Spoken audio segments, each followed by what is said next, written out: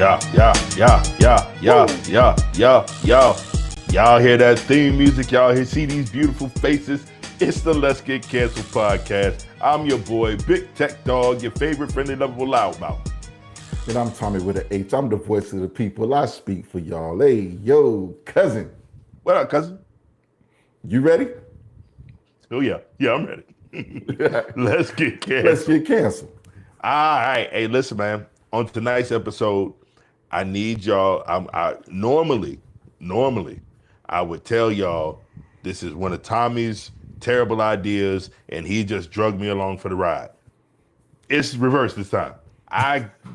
He don't know all the details of what I'm about to show and all this other stuff. So don't blame him. Blame me. Actually, you can blame him. He's the big cuz. So if I think this way, it's because he taught me. So that's how that goes. I'm just supposed to allow you to. I just allow him to do what he wants to do. So right, and that's bad. This time, that's okay. Bad. You know better than doing that. But let's start this out like we always started out. Hey, cuz man, how you feeling today, man? Man, everything's everything, man. Having a pretty decent work day. Got off, got some errands run. Was able to go and get something to salute to, you know what I'm saying? So yes, sir. Yeah, it's been a pretty decent day, man. How about yourself? How's life? Man, I'm good, man. Had some issues at work, but you know what? It's work issues. They ain't my issues. So exactly. Once I clock out, it's over for them. Right. So whatever they decide, that's on them, because I ain't got nothing to do with it, right? So gotcha. But yeah, man. Other than that, over the weekend, we did the show, and and I was in Tallahassee. Yeah, you were back at the crib, man. You back at the crib. I'll be there this weekend. Yep. You have fun with that, because I ain't go. Well, actually, I can't say I'm not going. There's a possibility I might. So if you and I happen to land in the city at the same time, which is a very slim possibility. We'll go live for y'all and let y'all see what we do.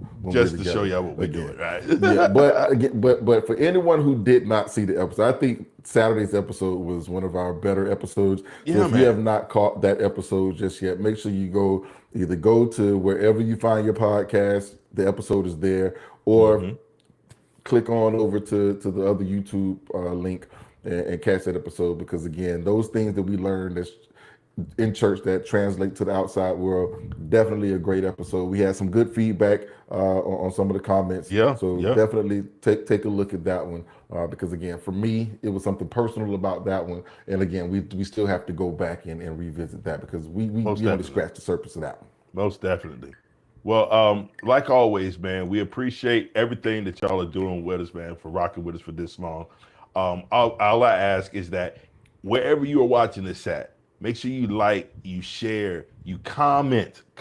We want to hear that interaction. We want that interaction with our fans. And make sure that you subscribe. If you're on YouTube, hit that bell notification so you're notified every single time we drop new content or we go live, so you don't miss a single thing from the Let's Get Canceled podcast, all right? We appreciate Hit the like button right now. Right. Stop what you're doing right now. Hit that like button right now.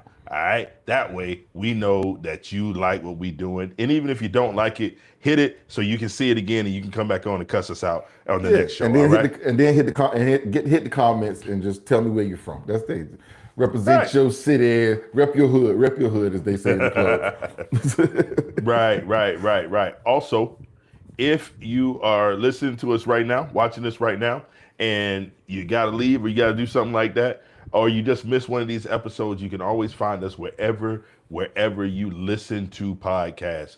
All of your audio podcasts will be. I can't even talk tonight.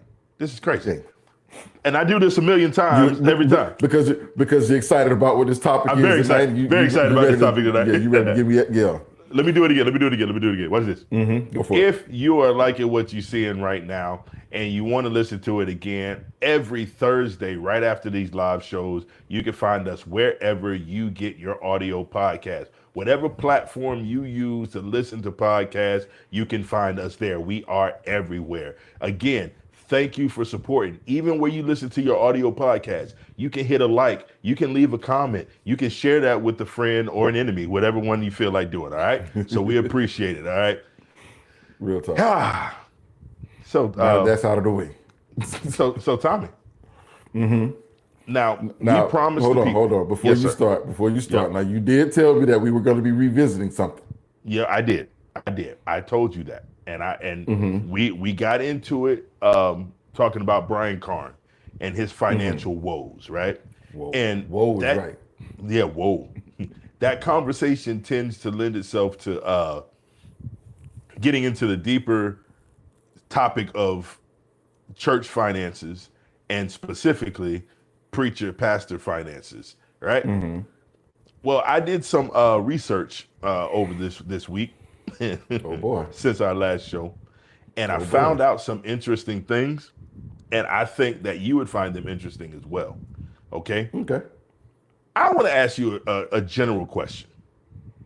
How do you feel about pastors, and I'm being specific, pastors being paid by their congregation?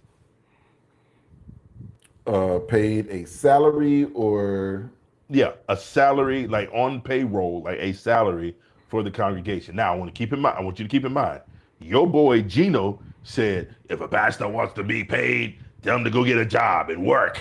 that's what I was about to say. Go get a job. Get a job. Mm. Get a job.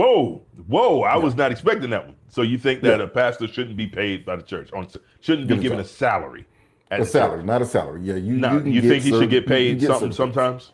Yeah, you give him something. You know what I'm saying? Because again, he is always on call. So yeah, Right. you give him something. You give him something for those late nights. You give him something for a little gas money here and there. You make sure that the upkeep of the car is good. Because again, when I call you in the middle of the night, Pastor, I'm gonna need you. So I'm gonna make sure your phone's on so I can call you. If I need you to come to the hospital and put hands on, if I need you to come and bail my kids out of jail, I'm gonna make sure you got a little change in your pocket that you can show up when we need you. Because that's what the offerings and all that stuff is for, is for the upkeep and to make sure that you're good. So yeah, I'm gonna make sure the pastor has enough that he can do his job as pastor. However, your living between you and your occupation, your Really? job. Yeah, yeah. That is amazing. I, How do I how do how do, vehemently, how do you I how do vehemently you feel? disagree. I vehemently disagree. I believe that it is okay for a pastor. As a matter of fact, I almost believe it's imperative that a pastor is paid a salary. Now, that goes So that he doesn't do anything else in life. That's all he does is pastor. You don't want him to go. You don't want him to have another job, another profession. Just preach I only. ideally in my mind, and to me, ideally a pastor is solely that, a pastor, and that's just like he would be dedicated to a job, like a secular job. He'd be dedicated to the church work the same way, and by dedicated I mean in all of his time as well. You know what I'm saying? That's not to say that also think pastors should have paid time off. I think pastors should have vacations. I think pastors need to have a good work-life balance. I think all of that stuff. You know what I'm saying? But now, when I say That can't salary, happen. That I can't know, happen. I know, and that's the sad part about that. And this is because of who we are and how we grew up. Um, it seems odd, but I think the odd thing is the way our people did it. I think that's the odd way to do it because I think that you can't dedicate you dedicate your life to the work, but I think in doing so you have to be able to cultivate people around you to be able to handle the work so you can live long enough to be able to complete the work. Everybody in our family, and I mean every one of them, every one of these preachers and deacons and but have had severe, serious health issues, and we always make jokes about the fact like, oh, it's hereditary, it's in the bloodline. Well, some of it is from stress, some of it is from overworking Right. yourself. So, Some of and it from y'all stress, not their right, family stress. It's right, from y'all stressing these people out, yep, calling them all the time, telling them all of your worries, telling them. And again, this is the calling that they have, so it is what they are called to right. take.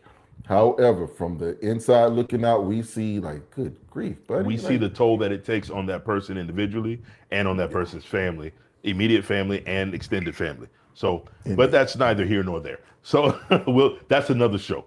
Now, how much that salary is the big issue. that was going to be my thing. What percentage of what the church brings in should the pastor be paid? Does he get 10% like Jesus wants? Well, see, I don't believe that Jesus wants 10%. He does, but still, he did, I but think not from. no. I think that 10% is is what the court systems like to call a mandatory minimum. Mm. You understand what I'm saying? Uh, Mm-hmm. as a side note, this ain't got nothing to do with what we talking about. But if y'all don't notice, I got coffee in one hand and I got a whiskey sour here, right? Uh-huh. This is a Uh-huh. whiskey sour with my fancy ice balls. I know you got your ice block over there. Yeah, I got the Uh, blocks. here's the problem. Depending on how he responds to some of this stuff, am I going to reach for the coffee or am I going to reach for the whiskey sour? I can guarantee you both of these going to be gone before the end of the show. Yeah, but hey, it is going to be your fault because these Yeah. videos that you're going to show are going to be something. But again, but going back to the tithing thing, like there has been some research done, and I've looked into some things, and I was like, is it mandatory really? Is it really a mandatory thing, or was that something for the church during that time, and have we taken it That's off? another look. That's another That's a show whole that nother gets into theology exactly, and stuff. exactly. So Well, so while you that's my talk thing about of that, there's a what should guy. these pastors be paid? What should these pastors be paid though? So again, is it a percentage or is it just a flat fee? If you want my honest opinion is that uh, uh, it depends on the house. I don't know that it should be a percentage, but Okay. if you got four members in your church, and your Mm-hmm. church brings in every month, $2,000. I Mm-hmm. don't care. I don't think your salary should be even 10%. I don't think you should be taking $200 out of the two You thousand shouldn't take dollars. anything. Right. Well, yeah. I mean, hypothetically, if we're going to say they should get something, I don't think you can put a percentage on it. Now, also, I think that if your church is bringing in $2 million a month, and the operating cost of that church is $1 million a month, I don't know. I'm just throwing numbers out there. I'm guessing. So that means that you're putting $1 million in the coffers. I don't think that it's unreasonable to say that you're going to get $10,000 a month. Like Okay. that's a So lot of money, and I think it's a lot of money, and that mhm. affords you a certain type of lifestyle. But comparatively to the work and what's going on and the type of impact that you're making on the community, hopefully. And remember, when I'm saying this as I'm looking at the pastor being pure and actually putting the work in and actually doing something Right. for the community and actually doing, what I'm saying? We ain't talking about these jack leg joints. You know what I mean? So Because that was going to be my thing there. These $2 million churches, how mhm. many weddings are these pastors officiating? How many funerals are these pastors officiating? And do I have to How pay you many for it? times? Yeah, and how many times are they doing these counseling sessions, or are they delegating this to assistants and that sort of thing? So how, other than their Sunday morning teachings, what else are they doing inside of that church? Other than being the figurehead and going on these trips and making their building their brand. However, when you come to their church, a lot of times with these mega church pastors, they're not there when you show up on a Sunday. They're Right. not there when you show up on a Tuesday. They're not there when you show up. Like the Bible studies and things are done by other people. This Yep. pastor is hardly ever there because he's out building the brand and spreading the gospel. I'll say that, spreading the gospel. But this church that he is the face of is paying him a salary. And is this salary for you to be the head of our church, the face of our church, the brand of our church? Or is this salary for work that you're actually doing in this church? Or is it a See, retroactive pay for stuff that you did in the past and now we can afford it, so we're just gonna pay you out for your time that you did in the past when we couldn't pay you? well, and that's a good question, and I don't think anybody can answer that question except for the board of that church and the pastor himself. If everybody's to be honest, here's the thing: there are a lot of people out there, a lot of preachers out there who are pastors, and you can remember because we've got video of certain preachers when they were greasy and in a backwoods Oh church, yeah. and they've Mm-hmm. grown to be multimillionaire. There's been people. I have a there's this one guy specifically, and I know you you said your homeboy used to call him something specific, and in my opinion, he's got the worst name for a preacher ever, the worst name possible for a preacher. Because good God Almighty, this man's name is Creflo Dollar. His Crep name is yo Creflo dollar. Dollar. What'd you say you called him? Crepcho dollar. That would Moon used to call it. Hey, Crepcho dollar. You know, Crepcho Oh, dollars out there, man. Jesus. Well, he So yeah. Creflo Dollar is a special guy, right? That's Creflo good enough Dollar, to say. yeah. And what's funny about that is that Creflo Dollar's net worth. Take a guess at how much Creflo Dollar is worth. Take a guess. He's been in the game for all these years. Quite I a say, while. yeah, 7 mil. 7? 7.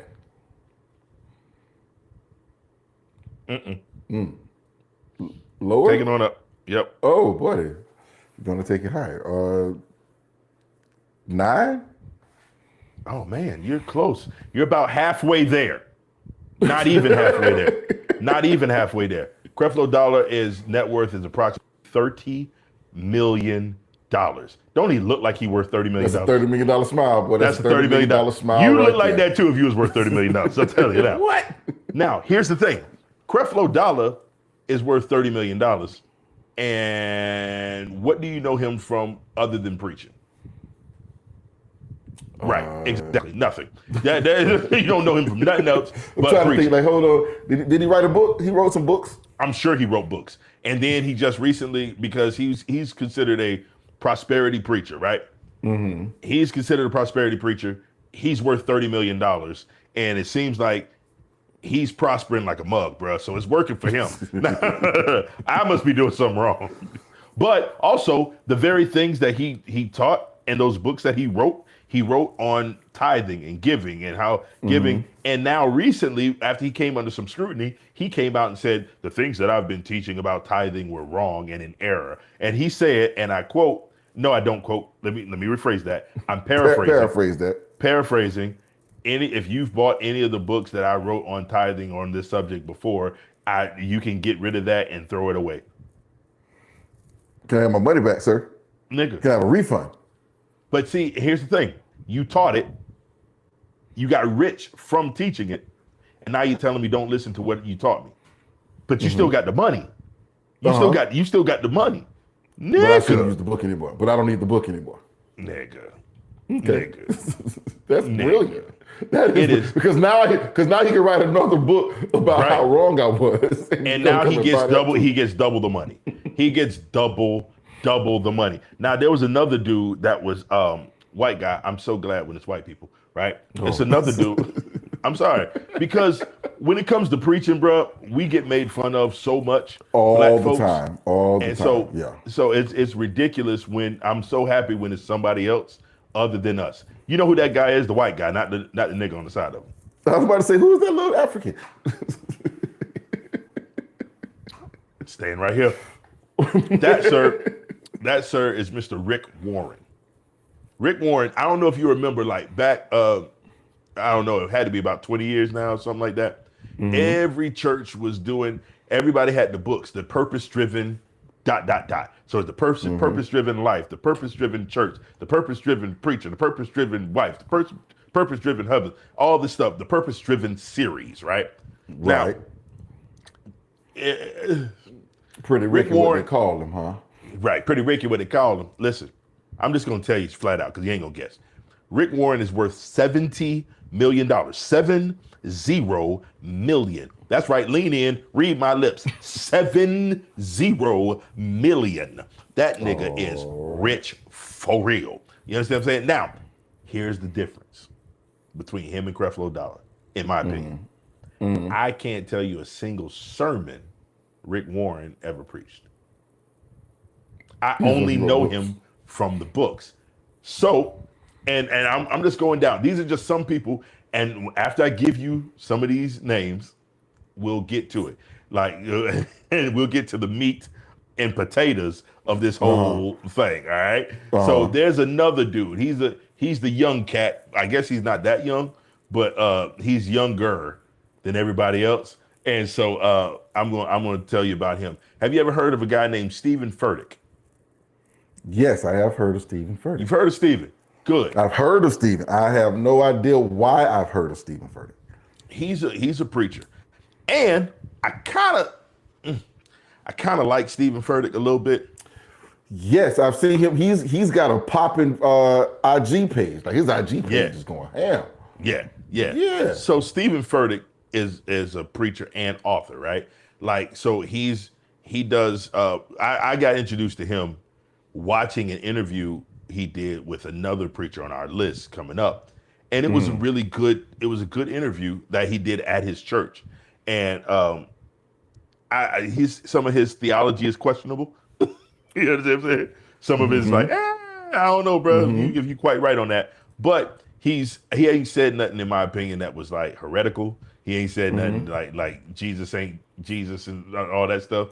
But he is worth, guess how? Well, nope. I'm just gonna tell you, $60 million. He's also an author. But he's new to this. He's not necessarily new to this. He's newer than the other guys on this list, but he learned how to get that. He learned how to get to the bag early. Now he went immediately to the bag.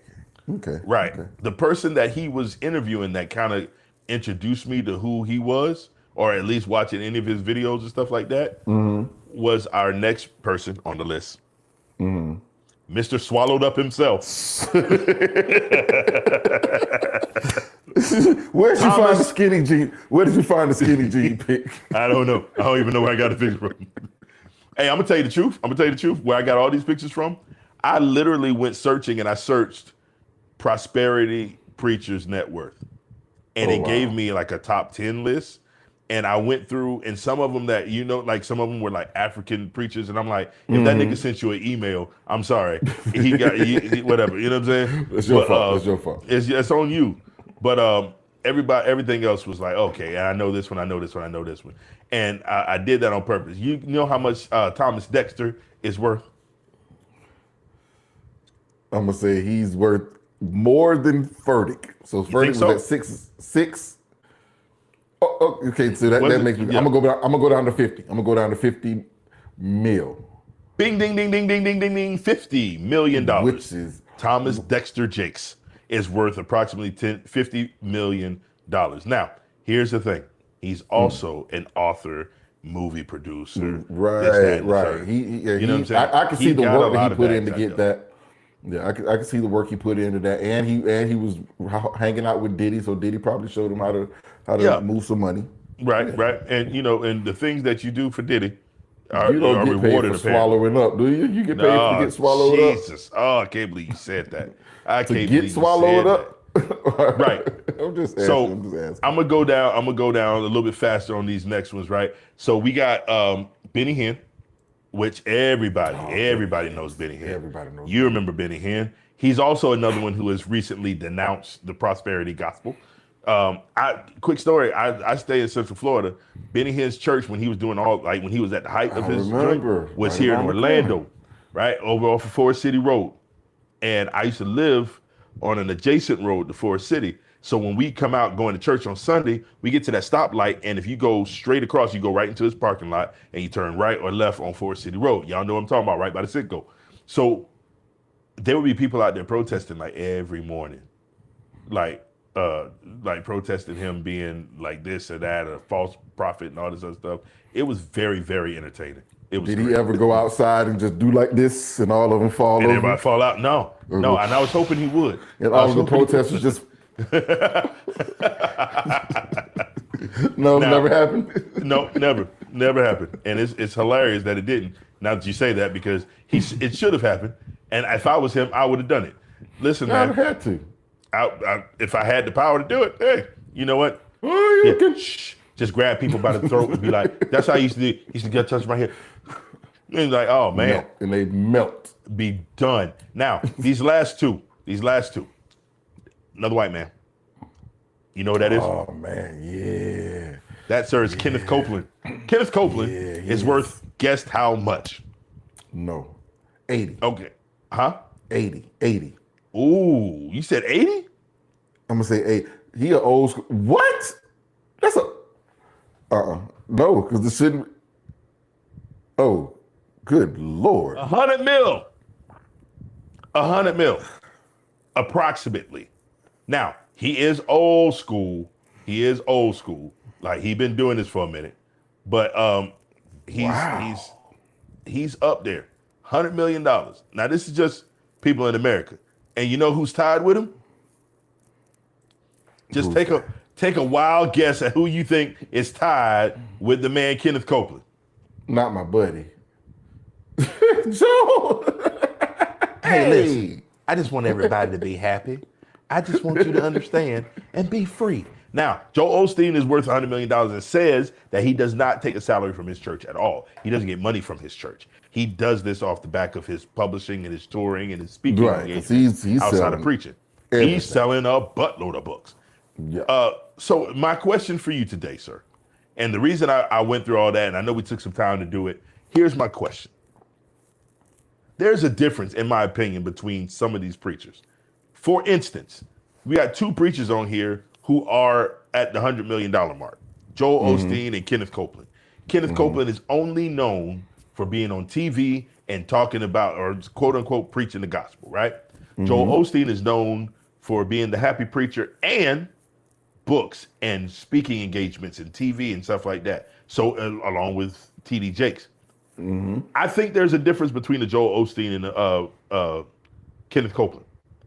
What do you see? What do you see as the difference? The difference is that Joel Osteen appears to make the majority of his money outside of preaching, whereas Kenneth Copeland makes his money in its entirety from preaching. But is it from the church that he is associated with giving him the money, or is it the TV contracts that I get that I'm able to spread this word to all these others? So I get It's the same thing, in my opinion. Not necessarily. It's the same thing. Not necessarily because you don't get TV contracts. You don't like, so there's not you're not, when you get this stuff, you pay for the TV time. You understand what I'm saying? Not like, everybody. So most of these preachers, outside of like a Joel Osteen and exactly, maybe a TV because I know on a Sunday, yeah, that these people will be watching this, so I'm able to sell advertising dollars and all these other things. So I'm able to, hey, I'll pay you X amount of dollars. This is like having a Joel Osteen sermon or a Kenneth Copeland sermon or a T.D. Jakes sermon is like a football game. Like, if you come to my channel, I will pay you to be here. And these contracts get overhyped sometimes. So I remember just working in television, working even for public broadcast television, knowing that some of these people do have to you do have to pay them to play. Right. Well, here's the thing though.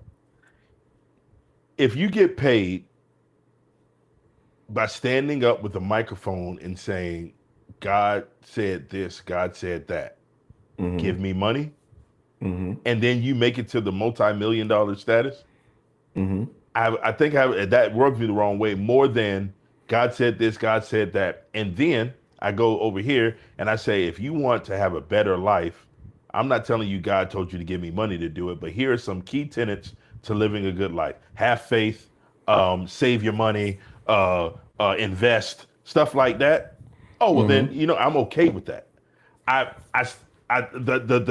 The dichotomy, hear me out. Okay. The difference is, and where I run into like a little bit of trepidation. You like that word, trepidation. I'm with you. You run into that at the point where you say, hey, nobody would have been paying attention to your self-help books if you hadn't been a preacher. And that's the thing. It's the fact that I got the popularity from here, but I also have a message that's going to benefit on this end. I think it's okay. For me, it's okay for you to sell your wares based on where you know me from. However, I'm not going to tell you, give me money for me to tell you this here, right here, as your leader. True. Not as your leader. Like you can't. Don't pay me to be your pastor. Pay me for this other thing I do on the side.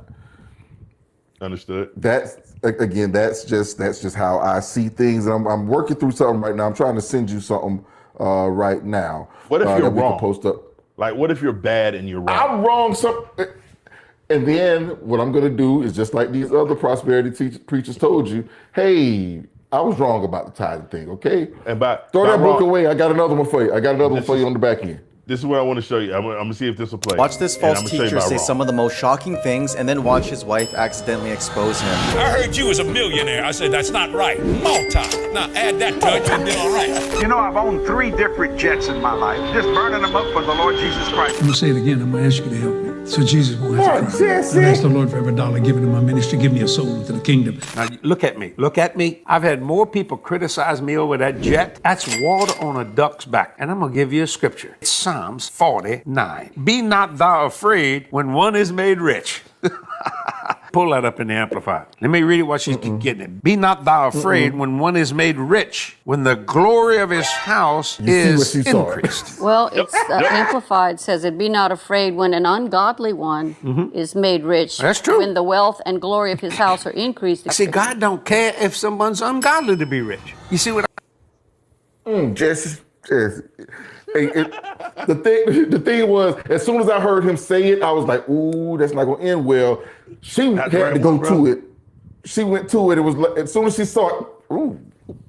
Yeah, the look like, on her face let her know, like, I shouldn't read that. Much. I shouldn't read that. But Jesse already done said, go to the Amplified version. You know what? And get it from me. Cut the stream. Cut the stream. Right. Because if I contradict myself that heavily on air, let's cut the screen. I'm going to close my. I'm shut my shit down.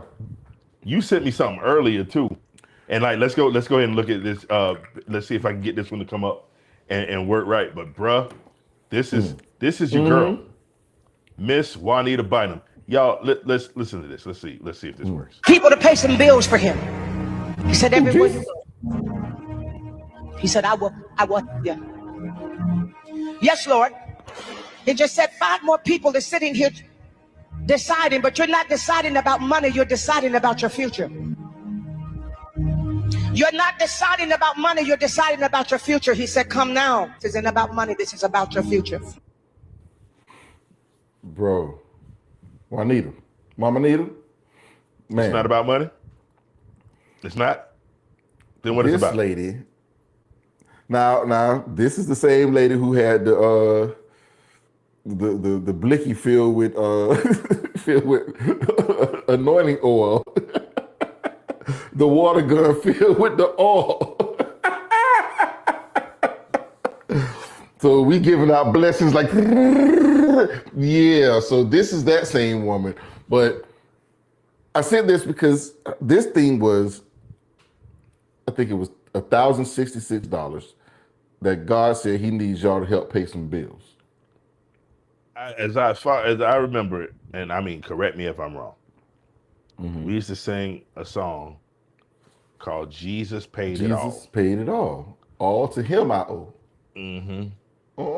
He and hear me out.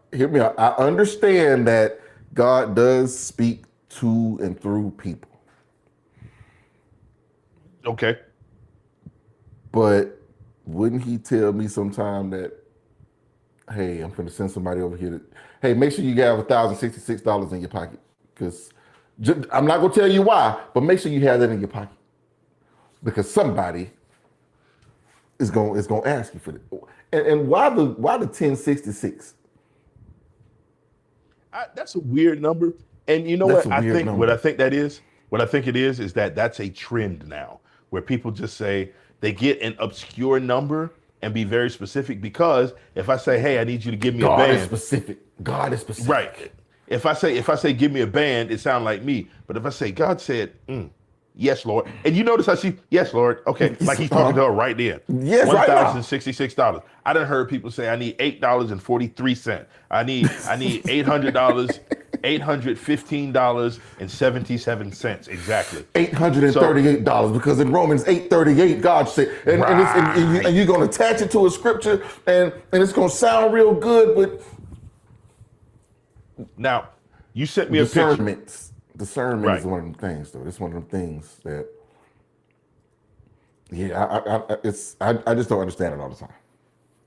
Now you just said I'm gonna send you something, and you wanted to see it, right? Yeah, so I had to see something. Here it is, and you explain this to me. This is my father. Hey, I don't know if we should have put that up there. Selling a book. not getting paid from his church. He has something that is going to help the youth, telling Bible stories, and he is selling his wares outwardly, not asking any church people to fund his anything. He's done this all out of pocket, and he is saying, hey, I have something that can help the youth, right? Telling them that they can be better. This part of the ministry from any of those other guys, again, it's not selling how to get away with not paying tithes, how to get away with making some money, no, this is telling Bible stories to kids. Yep. And to parents, because I got the one in the middle. I did get the one in the middle. I got a handbook. Oh yeah, the handbook for the busy parent. Yeah, because again, and he's telling his story of the things he had to go through dealing with us. So that part, I'm all for. Again, any of those preachers out there making money, trying to help, I don't have a problem with that. What it is that I have the problem with is you taking money from the church. Anything that you do on the outside of the church, you sell your wares, you do what you got to do. Do what you got to do. Unless you go out there and tell the people a year or 3 after they pay for your book, oh, you know what? I was wrong. I got another one coming out. Buy this Hey, one. so here's the thing. And number one, that's my uncle. And I know peripherally, like, you know what I'm saying? Because he's 4 hours away from me. So I know peripherally what he goes through with his as a pastor. And I know vicariously through my father what he expects, you know what I'm saying, of us. You know what I mean? So and we talked about him, we talked about that while I was up there over the weekend. And so I did some work for him. I do work for him. My uncle could call me. I'm telling y'all now, if he called me right now and said, hey, I need you tonight, I'm going to have to cut this show short, and I'm on the road. Like, hey, we got to go. We got to go. Right. And so, and he's done it. He's done it where it was like, hey, I got this coming up, and I need some help. And I go, and you know what? Do I charge my uncle? No. Will he let me get out of there without taking something? No. Case in point. Did I tell the story already on here? No, I didn't. I'm going to tell you anyway.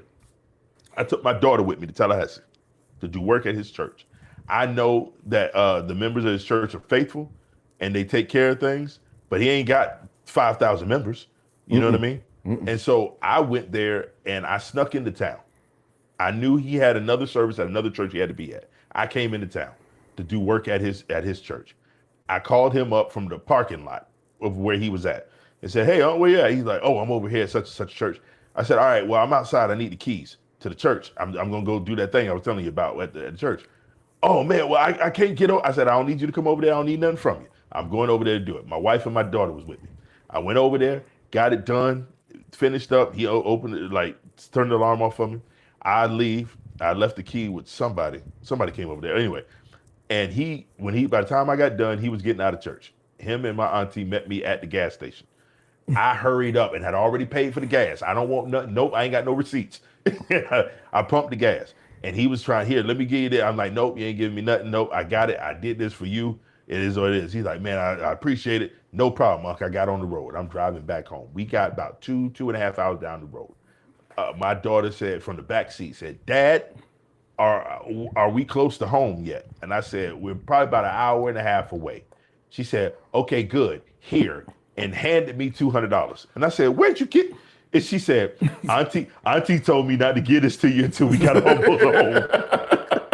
My auntie and my uncle had done got and co-opted my own daughter, tucked her off to the side, put money in her hand and said, don't tell your daddy until you get there. That's the type of man that he is. And I know for a fact there are people who have called and been in bad situations, in bad spots, and he goes in his own pocket to do it. My father worked as a deacon in the church for as long as I can remember. I know for a fact he has left me at places to go bail people out of jail, to go help families out, to go save women who are being battered. He worked for the city, and I know for a fact he donated his time, energy, effort, and prayers to the city of Orlando for years, to the point now where I do gigs now and people still remember who he is. And it's like, and he's been gone from Orlando for 15 years now. And it's like that. So we were bred with people from this stock they're all preachers. And the problem is that these other niggas that I just showed on the screen, they don't put in that kind of work, and they're multi-millionaire. What Jesse said, not millionaire, multi. Put it on there. Now you got it right. Put the multi. I'll punch you in your throat. I'm sorry. But here's the thing. They, again, our people, they wouldn't have it any other way. If you gave them millions of dollars, they would find a way to give it to somebody else. They would not have it any other way, because their thing is glorification of God. It's not about, hey, if you give this, God's going to do this to. No. Their thing is give everything you got to God. Hey, you are to praise him. This is all for him. So whatever he gives you, you praise him for it. It's not about, hey, I'm going to give you this and then you can, and you give me $1,000, God's going to give you 10. No. Hey, God put something on your heart. You do what God told you to do. Yeah. That's what it's always been about. And again, with my father, like you say, he won't let you leave without something. I'm his son. You know I'm coming because and he's gonna always try to send me home with something. Like I told him, I've taken enough from you in my younger years that, nigga, I've taken pots off of your stove down the road to my house for me and my friends. You don't owe me anything. Auntie, it was his fault. It was his fault. I was there. Yes, I'm culpable. I was there, but he took it. And I thought we was going shopping. He took me to the house. I thought we was stopping by to say, hey, y'all wasn't there. He took the food. That is a real story, y'all. Bro, I'm sorry, go ahead. And it's not only once. The homegirl Kay, every time she was like, I'm so sorry. Dude, we are in the house. Me, back door. We in the house. I was like, oh, they got some black eyed peas on the stove. Kay, take these out to the car. They pull up to the house as we're stealing, and my pops goes over to Kay, and she got these beans between her legs, and he was like, they could have at least let you in the house. Not knowing she's already been in there. She got your pot of lime, black eyed peas on the floorboard of the car. I walk out, we out of there, because we had boxes of chicken. We didn't have no sides. I go down in there, they got sides. Let's rock and roll. And I've done enough that you don't owe me anything. And it's not that I don't even think it's that they think they owe me anything. It's just, I want to show you some appreciation. But listen here, bro. They feel like that's the right thing to do. And it is the right thing to do. But also, it's the right thing to do for me to just do something for you. You understand what I'm saying? And let me tell you something, bro. I got this. What's funny about you, we talked about this show. Also, we got fans of the show. We talked about this show with my uncle and my auntie. She was in here last week. Auntie was in here watching last week. Hey, auntie. But yeah, man, that's just the way we were brought up. And the fact that they still look out and we're inclined and compelled to go and help out with the ministry. I don't care what nobody say, I'm a part of the ministry. I'm a part of that ministry. Yes, exactly. And do I go to that church every Sunday? No. But am I watching most of the time? Yeah, because, I do some of the sound and stuff for them too. So I monitor. Right. But that's just the way we are, bro. So I've seen them put in the work. Now, TD Jakes, let's put the Diddy stuff aside. All right? Right. We've got video evidence of TD Jakes in hot and sweaty in the big robe in a rundown with shack perm church and all with that. Jerry curl Yeah. and preaching his tail off and working his way up, right? And we see the movies and the productions and all this other stuff that he does outside of preaching the gospel. And for the most part, I'm not talking about the interviews and stuff, but from the pulpit, I ain't heard him preach anything contrary to what he preached before. Now I've heard him say some suspect stuff in interviews. Because it's been 30 some odd years since I first heard of who TD was. When he came over to Tallahassee when I was maybe preteen age. So it's been a good 30 some odd years. Yeah. And he was a name at that particular. He wasn't who he is now, but he was a name at that point. But he was still fat. He still had the big gap. He had the longer hair, the fro part going on. But yeah, I've seen him put in the work to get there. But my thing is right now, and again, this goes across the board with all of those salaried preachers out there who this is all you do. How much of what you're getting paid for is for that church right now? Are you working for that church right now? Or is it simply because you are the big name and we are going to get people to come here because of who you are? But how many of them actually are able to say, that's my pastor? I know you're like, oh, I go to Jake's church. Have you talked to Jake's? Have you ever seen Jake's? Have you ever had a one-on-one conversation with Jake's? Because all the pastors that I've had over my years, and I'm talking about back to the days of my youth, all the way up through my adulthood, regardless of what side the church was, I was able to go to the pastor and have a conversation with him. And he's gonna understand who I am. But again, some of these and I don't think I've ever attended a mega, but I've attended some large congregations where the pastor knew my name. The preachers knew my name. And again, this is maybe because I was a kid in a choir, or maybe because I was an adult and I was doing something there, so he knew me and I didn't mind. Instead of just, as soon as I get to church, I wait for him to preach and I'm out of there. I made myself seen, but they knew who I was. They knew my family. They knew those sorts of things. Even to this day, if I go to particular churches in Jacksonville, there is all right, that's LaCovid over there. We're gonna wait. Hey, be here after church. I need to talk to you when you leave. Before you leave, I need to get what you have. Yep. So this is the things that I come up with, and now with these megas, they don't have that relationship with their pastor. So if there is hey, I need something, or I need a counseling for a situation, will you get the mega pastor, or will you get someone who knows the mega pastor? You know what I'm saying? Like, will you get the Bible study guy as opposed to the actual preacher? Well, I'm gonna tell you like this, and we don't have time for it tonight, but there's another preacher that I really want to talk about, and he's had some serious problems.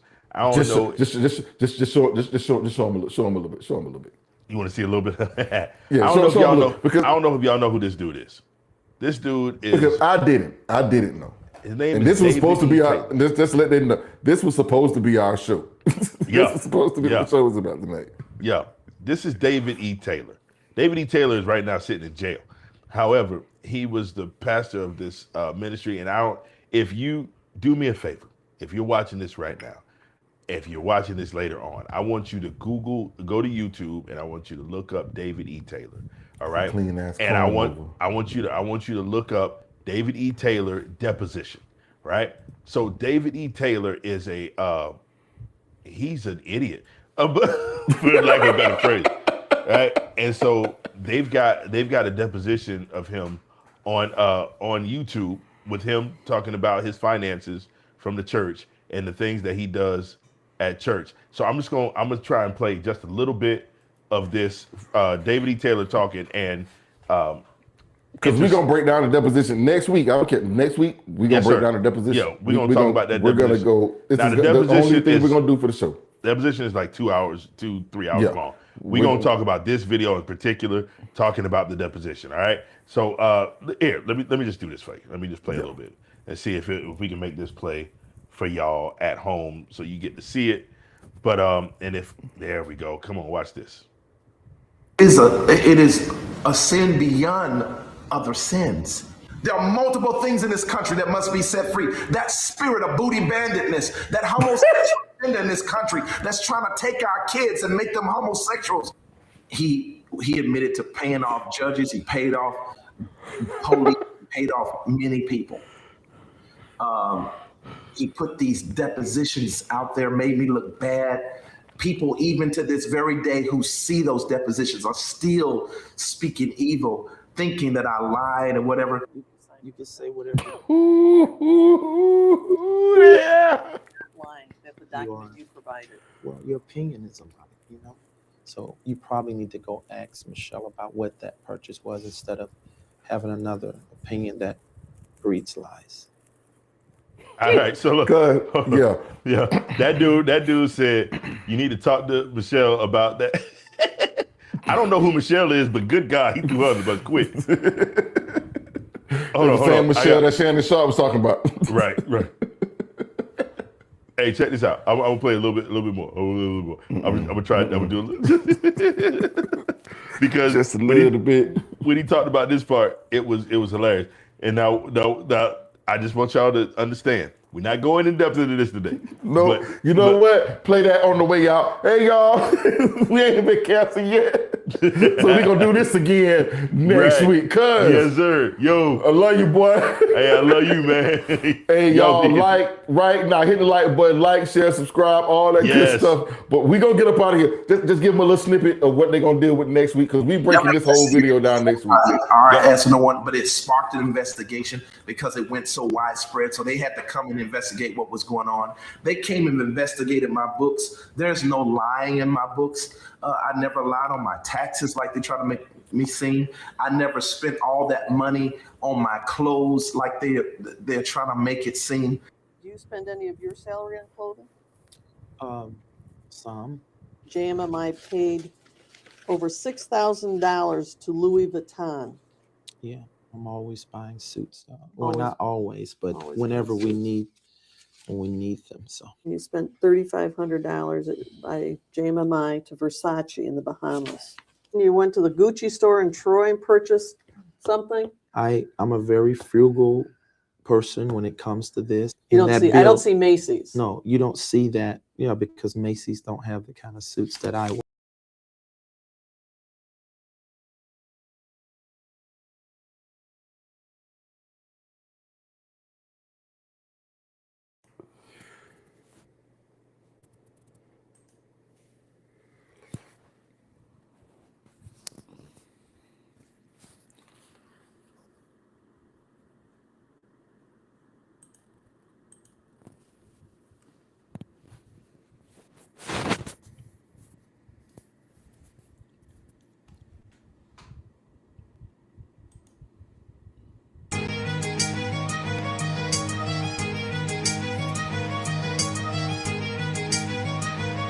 I don't know what happened.